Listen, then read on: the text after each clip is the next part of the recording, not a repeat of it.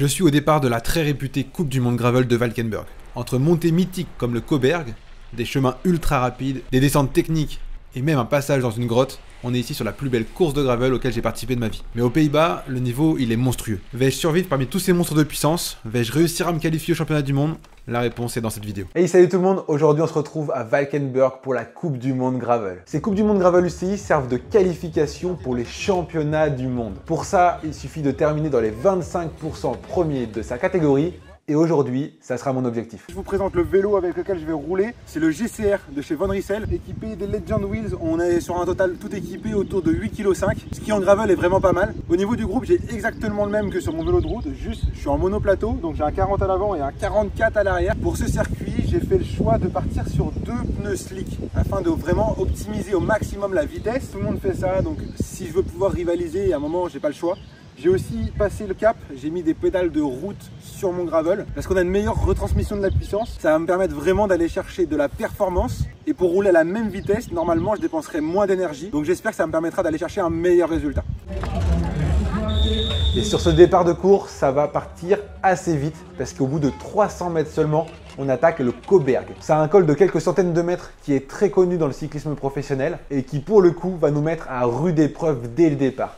Dites-vous que nous, ça faisait 2 heures qu'on était à l'arrêt sur la ligne de départ sans pouvoir s'échauffer, donc complètement à froid et partir directement dans une grosse difficulté comme ça, les jambes, je peux vous dire, ça brûle énormément. Et les watts, même s'ils sont hauts, 500, 600 watts, on est sur une montée qui va se monter tout de même assez lissée. Forcément, vu qu'on vient de partir, il n'y a pas d'attaque particulière, mais ça roule très très fort. Et le fait qu'on était froid, ça fait vraiment très mal aux jambes. Et là, on se prend full acide lactique dans les jambes, ça brûle très fort. Et je pense que cette montée, si on l'avait fait échauffer, ça aurait été 10 fois plus simple. Mais ce qu'il en est, c'est que c'est la même chose pour tout le monde. Personne n'est échauffé. Donc j'imagine, et je me rassure en me disant que tous les autres ont sûrement aussi mal aux jambes. Et d'ailleurs, dans cette première montée, je ne vais pas m'affoler. Le but, c'est d'être en gestion. Sur cette course, on part pour 155 km. Plus de 1400 de D+. Donc grosso modo, on part pour 5 heures de course. 5 heures de course en gravel, c'est extrêmement long, extrêmement énergivore.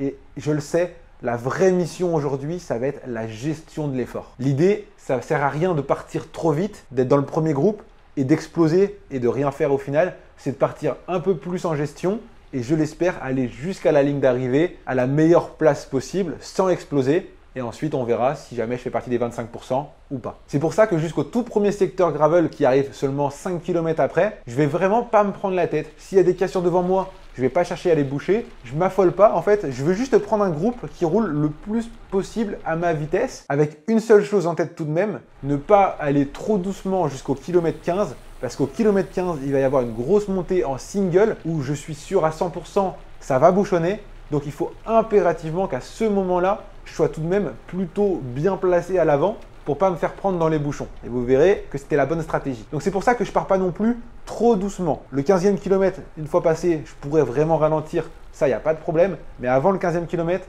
c'est primordial pour moi de partir tout de même assez rapidement. Et d'ailleurs, dans ce premier secteur gravel, ça roule extrêmement vite. Et ce qui est hyper traître en gravel, c'est qu'on ne peut pas vraiment gérer l'effort. En fait, sur route, si tu te dis « Ok, je me mets à 280 watts et je ne roule pas plus vite », c'est possible. En gravel, sincèrement, je ne vois pas comment. Déjà, on voit à peine avec la fumée. On ne se rend même pas compte à la caméra. Là. On a l'impression qu'on voit très bien. Dans la vraie vie, on ne voit rien. Il y a full poussière. La caméra elle voit mieux que mes yeux. Je ne voyais rien du tout. À peine le coureur devant moi, pour être sincère. Tu ne sais pas où tu mets tes roues. Tu ne vois pas les trous. Tu ne vois rien globalement. Tu vois encore moins ton compteur et tu as encore moins le temps de regarder ton compteur pour gérer tes watts. Tout ce que je sais, c'est que là, on roule bien plus fort que ce que je pourrais faire sur 5 heures. Mais encore une fois, c'est les premiers secteurs gravel. C'est évident que ça roule extrêmement vite. Tout le monde veut être bien placé en début de course. Donc, j'accompagne, mais j'essaye quand même de faire le moins d'efforts possible. C'est-à-dire que je ne vais pas essayer de faire des grosses relances. Je ne vais pas essayer de me replacer. Non, je me laisse couler tout doucement, je garde ma position comme je peux, mais je ne vais pas trop mettre de watts sur ce début de course. J'essaye vraiment tout le temps de me dire, faut faire de la gestion d'effort, c'est le seul truc qui est important aujourd'hui. Et quelques kilomètres plus loin, au kilomètre numéro 7, on arrive dans ce passage. C'était un faux plat montant, vent complètement défavorable et surtout La plaine est totalement déserte, donc on se prend full vent. Et là, ça va rouler très très vite. Sincèrement, ça fait très très mal. Et là, je me dis, ok, je m'accroche parce que je sais qu'au kilomètre 15, c'est important d'être placé. Mais là, ça roule trop vite pour moi. Je sais que là, je ne peux pas tenir ce rythme-là toute la course. Donc, je m'affole pas tant que ça. Je me dis, de toute façon, ces places-là, je ne suis pas capable. Ce n'est pas mon niveau. Moi, dès que je peux, il faut que je me laisse reculer, que j'aille dans un groupe plus faible. Parce que là, vraiment, le niveau, il est monstrueux. Et de toute façon, là, il est beaucoup trop tôt. Les groupes ne se sont pas encore faits. Là, c'est juste 2000 coureurs qui sont un par un.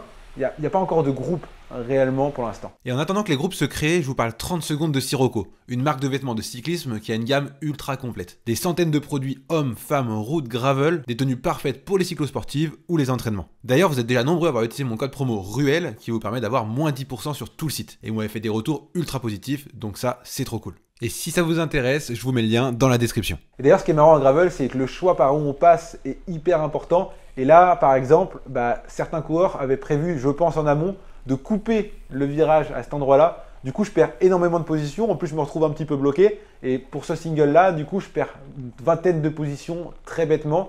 Mais bon, les autres ont été plus intelligents. Je passerai par là moi aussi au prochain tour. Maintenant, on attaque la première descente dangereuse indiquée par un panneau. Je ne vais pas prendre trop de risques. Pour être sincère, on est en début de course. Et préserver le matériel, c'est aussi très important. Tout au long de la journée, vous allez voir, on va voir énormément de mecs sur le bord de la route en train de réparer des crevaisons. À chaque sortie d'endroit technique, il y en avait. Moi, j'étais très très bien placé, donc je n'en ai pas beaucoup vu. Mais il y a eu énormément de chutes, du coup, dans les positions derrière, où les mecs ils tombaient et après ils se faisaient percuter par ceux qui arrivaient pleine balle dans la descente derrière. Donc moi, j'ai été mollo dans ces descentes-là et je pense que j'ai bien fait. Même si du coup, à la sortie de la descente, ça me demande un tout petit peu plus d'effort pour revenir sur le groupe et évidemment, c'est de l'énergie perdue. Je pense que préserver le matériel est tout de même primordial parce que si j'ai la moindre casse sur le vélo, la journée est terminée et c'est vraiment pas l'objectif. 13e kilomètre, premier indicateur de place, je suis à la 109e position. Alors, c'est déjà loin, mais c'est vraiment pas mal. Sur cette course, pour se qualifier, il faut savoir qu'on était plus de 700 inscrits, ce qui veut dire qu'un top 190 nous permettait de se qualifier. Sauf qu'en fait, en réalité, il n'y a que 513 personnes qui ont pris le départ. Et c'est là la subtilité. C'est que la qualification se fait sur le nombre de partants et pas sur le nombre d'inscrits. Ce qui fait que sur 513 personnes, il y avait seulement 141 places pour la qualification. Étant donné qu'actuellement, je suis en 109e position, je l'avais plutôt bien calculé pendant la course. J'avais l'impression d'être autour de la 100e place. Je me disais que c'était idéal. Ni trop devant pour pas exploser, ni trop derrière pour sortir de la qualification. Sincèrement, pour l'instant, c'est juste parfait. Et d'ailleurs, ça y est, on attaque la difficulté. Ça commence en montant sur route. Là, je vous avoue, ça fait mal. Les mecs, ils roulent vite et ils appuient fort sur les pédales. Mais bon, ça me permet tout de même d'attaquer la première montée gravel extrêmement bien placée. Et ça y est, on attaque le single. Un single qui va être très particulier parce que vous allez voir que juste devant moi, un mec va dérailler, s'arrêter et ça va bouchonner devant moi. Alors, je ne vais pas vous mentir, moi, ça m'a arrangé. Je commençais à vraiment être à bloc et le fait de s'arrêter, alors moi je ne me suis pas arrêté, j'ai vraiment réussi à lisser l'effort, c'est-à-dire rouler tout doucement pour ne pas poser pied à terre et pas galérer à repartir. J'ai la chance de ne pas avoir posé pied à terre malgré le fait que ça a bouchonné, mais du coup ça m'a surtout permis de bien récupérer, redescendre le cœur et souffler un maximum en me disant ok, là ça fait déjà 2 fois que je me retrouve dans des bouchons, 2 fois que ça me permet de souffler et du coup sur ces 15 premiers kilomètres, ça me fait quand même pas mal récupérer. Et vu le niveau global autour de moi, je pense que j'en avais bien besoin. Je ne vais pas vous mentir, le niveau, il est extrêmement haut. Et là, dans cette côte, ce que je ne savais pas, et ce que je vais me rendre compte après coup sur les réseaux sociaux, c'est qu'à ce moment-là, quand ça bouchonne un tout petit peu pour moi, parce que je suis dans les premières positions bouchonnées, derrière, c'est une hécatombe. Il y a des coureurs, genre 400 places derrière, ils sont attendus plus de 10 minutes à l'arrêt pour passer. C'est une dinguerie. C'est-à-dire qu'ils ont perdu 10 minutes sans rien pouvoir faire, juste parce que ça a bouchonné. Donc, comme quoi, la stratégie de bien rouler sur les 15 premiers kilomètres pour arriver bien placé dans cette côte, eh ben, elle s'est avouée gagnante. Bon, par contre, la relance, elle a été difficile. Tous les mecs qui étaient autour de moi, ils ont été agacés d'avoir perdu du temps ici. Donc, ils vont rouler extrêmement fort pour essayer de revenir sur le groupe de devant. Moi, je vous avoue, je m'en fous du groupe de devant. Je ne veux pas revenir. Je ne suis pas venu là pour gagner la course. Je suis venu là pour terminer dans le top 141. Donc, en fait, même si je ne sais pas en direct ma position, moi, je n'ai pas les stats en direct, je me doute que pour l'instant, je fais partie de ces 141 personnes. Donc, je ne m'affole pas. Je ne veux pas trop me faire mal. On a 5 heures de course. C'est une durée qui est juste immense en gravel. voire même une durée que j'ai jamais faite en gravel. Et je le sais, à Tornaout, quelques semaines auparavant, j'ai complètement explosé au bout de 2 heures de course. J'avais crampé de partout et j'avais dû finir doucement et j'avais tout perdu. J'étais passé du top 100 à 1500e. C'était catastrophique. Donc, je veux qu'une seule chose, c'est ne pas reproduire ça par tous les moyens. Il faut que j'évite de reproduire ça.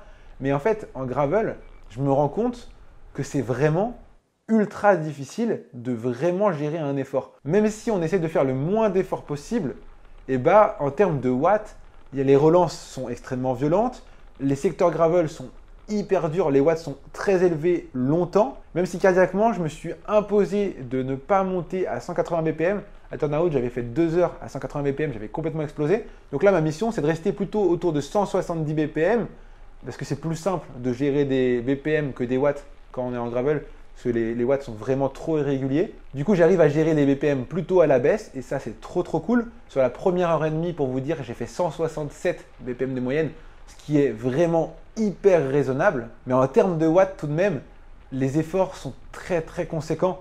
Et même le gravel, en général, est un sport terriblement dur. Et c'est vrai qu'à chaque fin de course gravel, je le redis, mais à chaque fois, je suis choqué par la difficulté. C'est tellement dur physiquement, techniquement, mentalement. Tu vois rien tellement il y a de la poussière partout qui s'envole. Tu sais même pas où tu poses les roues. Et tout ça réuni, c'est une fatigue qui est juste colossale et qui fait peur en fait. Ça fait très mal. 18e kilomètre, on va se taper une deuxième petite descente dangereuse. Encore une fois, le repérage que j'ai pu faire la veille va vraiment m'être utile. Je sais à peu près où passer pour prendre le moins de risques possible. Donc ça, c'est trop cool. On tourne sur la droite. Je le sais très bien. Dorénavant, on attaque un nouveau berg. Donc là, ça veut dire que ça va monter pendant plus d'1 kilomètre. Celui-là, il est très long. Un poil moins pentu que l'autre, mais beaucoup plus long. Donc là, je vais commencer à vraiment faire de la gestion d'effort. C'est-à-dire que je ne vais pas essayer de suivre les mecs de mon groupe. Je vais me mettre à 180 BPM. C'est peut-être là d'ailleurs une petite erreur. J'aurais peut-être dû mettre encore plus bas. Bon, là, c'est toujours pareil. En fait, tu es tellement absorbé par la course. Tu as envie de suivre un petit peu les mecs autour de toi.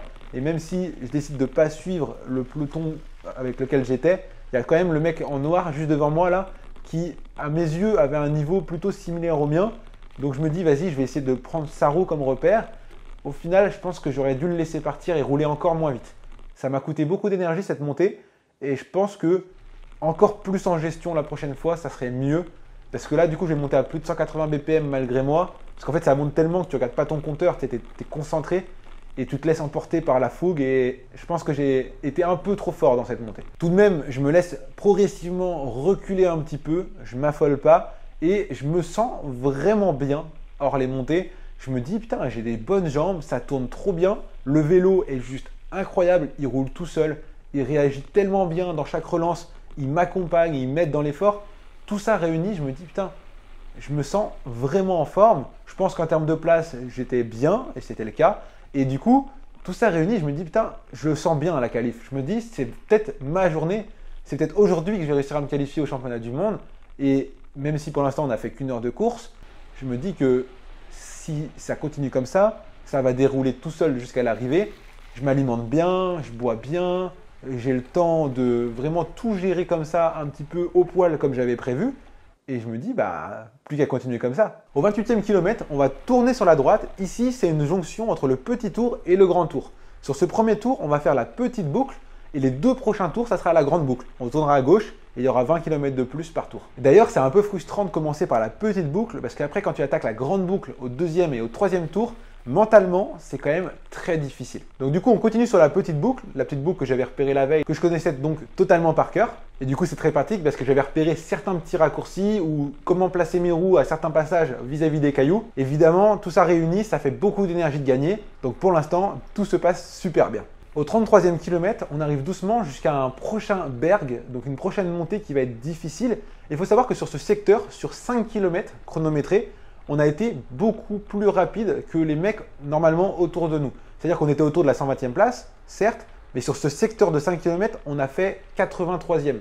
Ce qui fait que, grosso modo, ça veut dire qu'on a roulé plus vite que les mecs qui sont devant. Et ça, si vous comprenez un petit peu ce que ça veut dire, c'est pas du tout bon pour moi. C'est-à-dire qu'en termes de gestion d'effort, on roule beaucoup trop vite. En termes de vitesse, on ne roule pas à la 120e place, mais à la 80e place. Ce qui fait que c'est beaucoup plus difficile que ce que ça aurait pu être. Et ça, je le ressens parce qu'avant le berg, on avait une grosse portion vent défavorable. Je suis déjà à 180 BPM avant d'attaquer la montée, donc ultra difficile. Et ensuite, évidemment, dans le berg, là, ça fait très très mal. Et je me dis, vu que je le connais, c'est pas très long. Et je vais essayer de le monter un peu en mode puncher, c'est-à-dire que je vais un peu moins gérer l'effort, monter un peu plus fort pour que ça passe plus vite, que ce soit plus vite fini et qu'après je puisse souffler un maximum. Encore une fois, peut-être que j'ai fait une erreur parce que du coup je monte à plus de 180 BPM et peut-être que potentiellement j'aurais mieux géré la gestion de course sur la journée si je n'avais pas fait ce type d'effort, j'avais mieux lissé dans ce type de montée. En l'occurrence là, ça m'a permis de basculer avec mon groupe, mais est-ce que c'était vraiment utile? Je pense pas. Ensuite, on va enchaîner pas mal de petits passages en single où on ne peut pas trop doubler. Donc moi, ça m'arrange, ça me permet de souffler un petit peu. Et enfin, on va attaquer une première descente qui, elle, va être un petit peu sinueuse, mais ça va. On enchaîne avec une petite forêt où on va faire plein de petits zigzags. C'était assez sympa et je trouve que c'est des genres de moments où techniquement, ça stimule un petit peu, ce qui fait qu'en fait, ça passe plus vite. Tu as l'impression que le temps passe plus vite parce que tu penses à bien observer partout les racines, les machins. Et j'aime bien ces passages-là. C'est des moments où j'ai l'impression qu'on fait des kilomètres un peu plus rapidement. Ça m'arrange bien. Et enfin, pour sortir de la forêt, on avait une vraie descente dangereuse qui pour moi était la seule descente vraiment dangereuse parce qu'en fait, il y avait beaucoup de gravillons très profonds, très mous. Et autant vous dire qu'à la veille au repérage, j'ai cru que j'allais me foutre en l'air. Donc il faut bien mettre son poing en arrière. Tu laisses le vélo un petit peu rouler comme il a envie et tu descends jusqu'en bas. Et bon, ça le fait parce que du coup, j'ai fait bien attention. Je pense qu'il y a d'autres coureurs qui ont dû se faire surprendre, potentiellement tomber, j'en sais rien, mais c'était vraiment très périlleux ici. On ressort sur la route.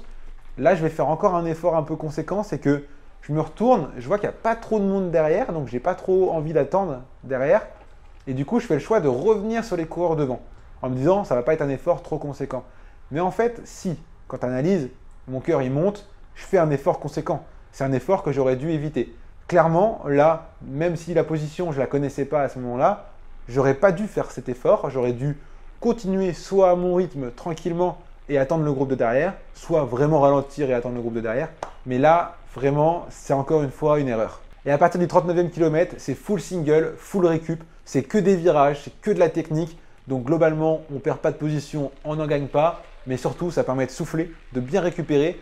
Et encore une fois, vu que je peux souffler à ce moment-là, je me dis, ok, je suis bien, j'ai des bonnes jambes, je peux récupérer. Cardiaquement, j'ai la moyenne, comme je vous disais tout à l'heure, qui n'est pas très haute.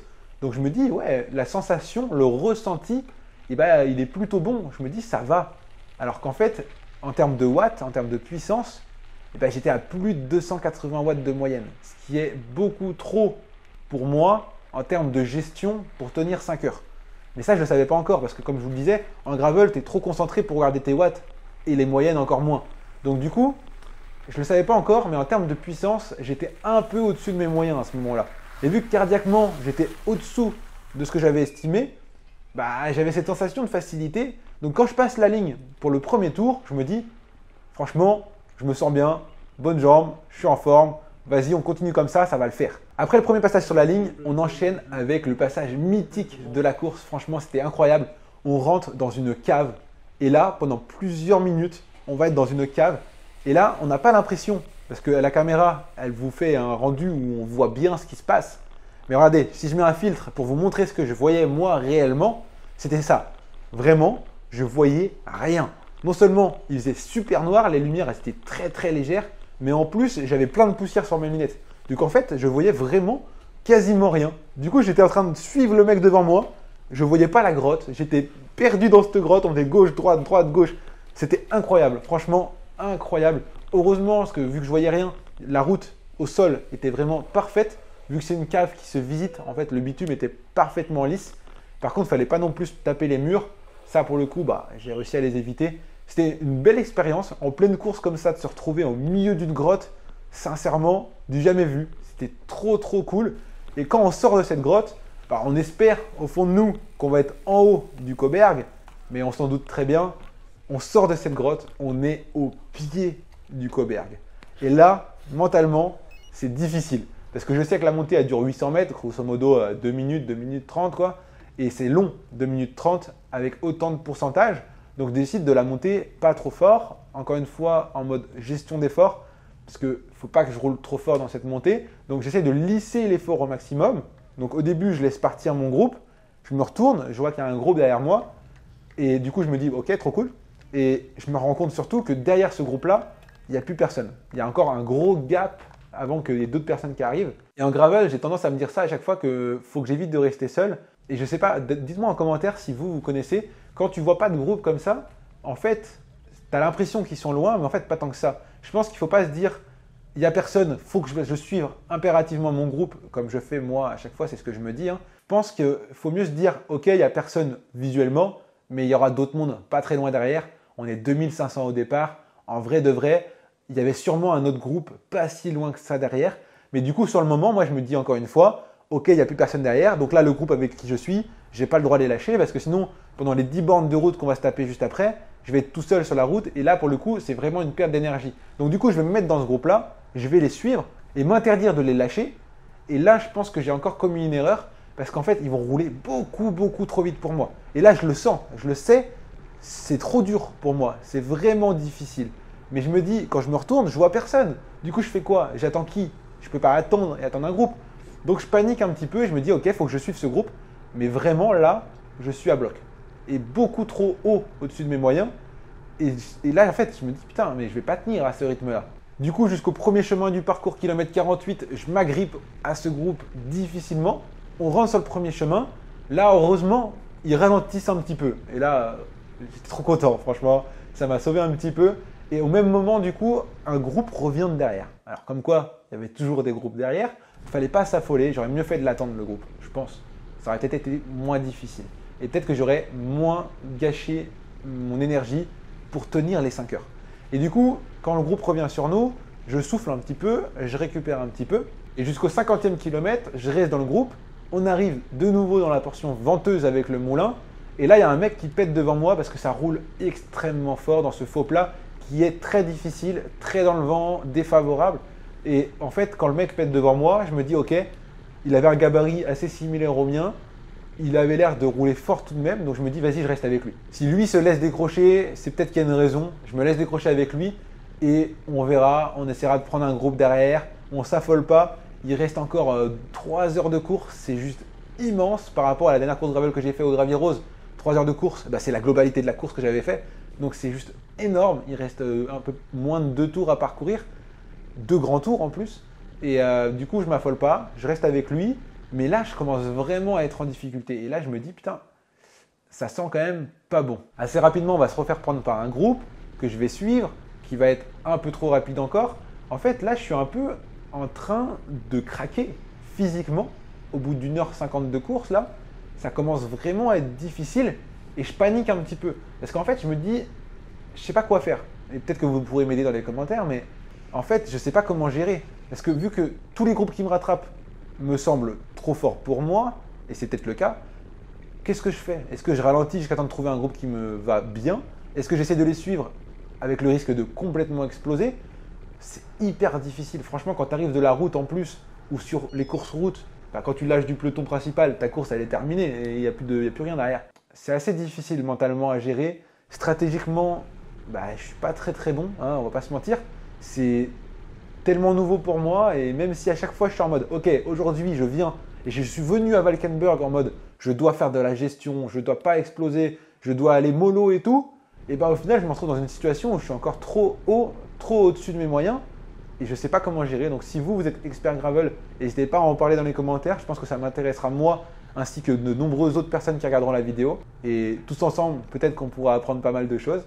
Mais ce qu'il en est, c'est qu'au kilomètre 54 dans la descente, je me fais un petit peu lâcher parce que je ne prends pas trop de risques dans la descente et je décide de ne pas chercher à revenir sur eux, pas essayer de faire le jump pour revenir et de souffler en amont du gros mur de tout à l'heure dans le premier tour. En amont de ce mur-là, je décide de souffler pour ne pas arriver trop à bloc avant ce mur-là et vraiment essayer de récupérer en amont. Ce que je vais partiellement réussir à faire, je vais me faire doubler par quelques mecs que je ne vais pas suivre parce qu'encore une fois, ils roulaient un peu trop fort pour moi. Je vais monter le mur. Alors là, c'est difficile, sincèrement, je le monte à mon rythme, doucement, mais c'est tellement pentu que en fait, tu es à bloc, quoi qu'il arrive, juste pour le monter. Et à la sortie de ce mur, les groupes passent trop vite, j'arrive pas à les suivre.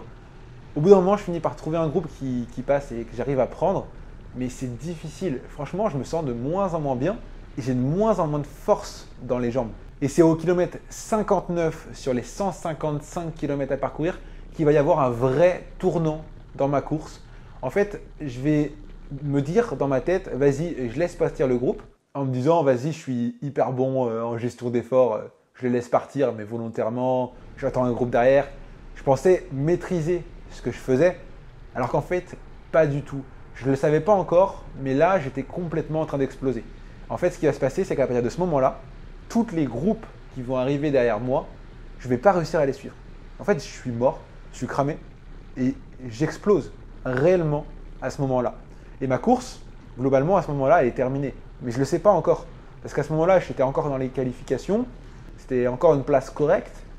Et bon, je ne le savais pas encore, mais ma course va vraiment prendre un autre tournant à ce moment-là. J'ai plus d'énergie. J'explose complètement. Et là, c'est là que ça pose problème. C'est que normalement, je devrais effectivement ralentir, mais je devrais être capable de maintenir des watts du style 250, qui est censé être ma zone 2. Je devrais être capable de maintenir ça encore de nombreuses heures. Et là, à ce moment-là, j'en suis incapable. Donc là, j'en ai discuté après coup avec mon entraîneur et on ne comprend pas. Parce que sur les 3 prochaines heures, je vais faire 156 watts de moyenne. C'est ridicule par rapport à mon poids, par rapport à mon niveau normal. Donc là, on s'est posé plein de questions avec mon entraîneur. Est-ce que je suis parti trop fort sur la première heure et demie? Sincèrement, pas tant que ça. Pas tant que ça. Même si peut-être il y a plein de moments, comme je vous ai vu dans la vidéo, où j'ai fait des petites erreurs de gestion que je pourrais corriger pour les prochaines fois. Mais pas tant que ça. Globalement, je restais dans un niveau qui, normalement, est correct par rapport à mes capacités. Du coup, il y a plein d'autres questions qui se posent. Je ne sais pas trop qu'est-ce qui m'arrive en ce moment, pourquoi je n'arrive pas à faire des efforts sur des courses de plus de 2 heures. Là, je n'ai même pas tenu 2 heures, donc c'est vraiment catastrophique. Donc, on va remettre en question beaucoup de choses. La fatigue générale, là, je vais mettre un petit peu, baisser un peu le rythme pour les gros événements parce que c'est des déplacements qui sont conséquents. Là, on est aux Pays-Bas. J'ai pris 3 trains, 2 jours de déplacement pour y aller. C'est de la fatigue qui, accumulée, même si on ne s'en rend pas compte, joue sur les efforts. J'arrive en fait au départ de la course peut-être trop fatigué. C'est peut-être ça. Je vais aussi aller faire des prises de sang, histoire de voir si j'ai pas des carences dans des trucs comme le fer, le magnésium, tout ça, qui pourraient peut-être expliquer ces contre-performances. Après, pour être sincère, j'ai discuté avec pas mal d'autres coureurs. Tout le monde a fini raide mort à l'arrivée. Beaucoup de coureurs ont complètement explosé au bout de 2 heures comme moi ou un peu plus loin. Et même si du coup j'ai eu très fort envie d'abandonner, je ne vais pas vous mentir, surtout quand je suis repassé sur la ligne pour partir pour un 3e tour, j'ai décidé de continuer à mon rythme, complètement dans le dur, à 140 BPM, 150 watts. Je ne pouvais pas rouler plus vite. J'étais complètement mort. Mais j'ai décidé de finir par principe, parce que déjà j'ai fait un déplacement très conséquent, beaucoup d'investissements financiers aussi. Sur ces courses-là, ça représente aussi ça. Donc ça me tenait à cœur en fait de finir tout de même. Et je vais donc finir en 328e place sur 564 qui sont partis au départ dans la catégorie 19-34, ce qui fait un top 58%, ce qui est catastrophique par rapport à la qualification où il faut être dans le top 25%. Vous l'avez bien compris. Mais du coup, voilà, c'est un véritable échec pour moi encore une fois. On va se poser, réfléchir, trouver des solutions sur pourquoi ça se passe comme ça. Peut-être baisser un petit peu le rythme pour baisser la fatigue, tout simplement. En tout cas, j'espère que ça vous aura tout de même permis de vivre cet événement aux Pays-Bas. Une course qui a été quand même incroyable. Très très sympa le circuit. Un bel événement. Le niveau aux Pays-Bas, stratosphérique. Les mecs sont monstrueux, il n'y a pas débat. C'est une Coupe du Monde, évidemment, c'est international. Le niveau, il est très haut, c'est logique. Maintenant, place à la récupération. J'espère que cette vidéo vous a plu. N'oubliez pas de liker et de vous abonner si vous n'êtes toujours pas abonné afin de pouvoir suivre l'évolution sur les prochaines courses. À la prochaine. Bye bye.